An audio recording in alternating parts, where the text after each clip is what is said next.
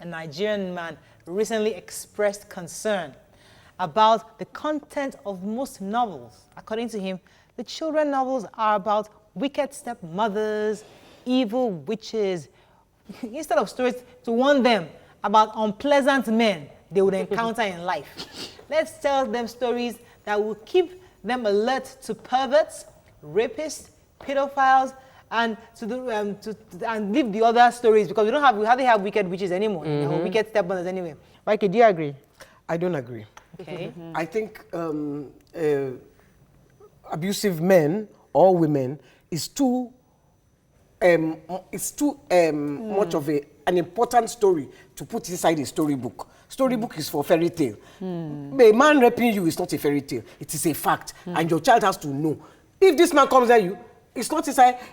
So one day the man said, and the man came and raped. Which story am I going to tell my child like that? Come, if anybody man comes to you, do this and do that, shout, scream. I will not put it in a storybook. Have you heard of Mr. Pantosaurus?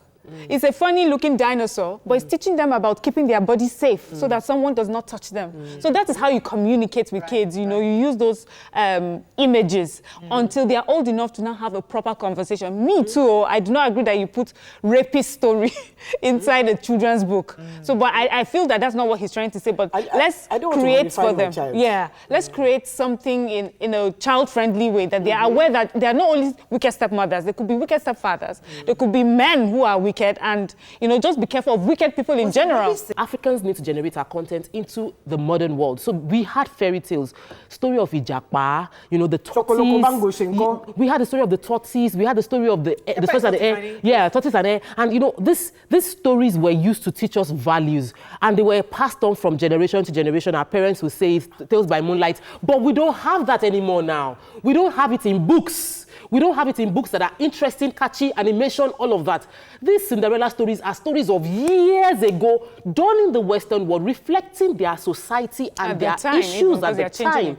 We need to do stories that will push the right values for our time. For that, I agree with him. How we go about it might be different. We need more writers that are writing channels towards children. We have some, and we must always acknowledge that we have some already, but we just need to have more. Our society today, Waike, is faced with these issues of pedophilia. We have perverts everywhere. People are raping their children, incest. These are issues that are in our society today. So it's not our society. It's been in our society for years, for generations.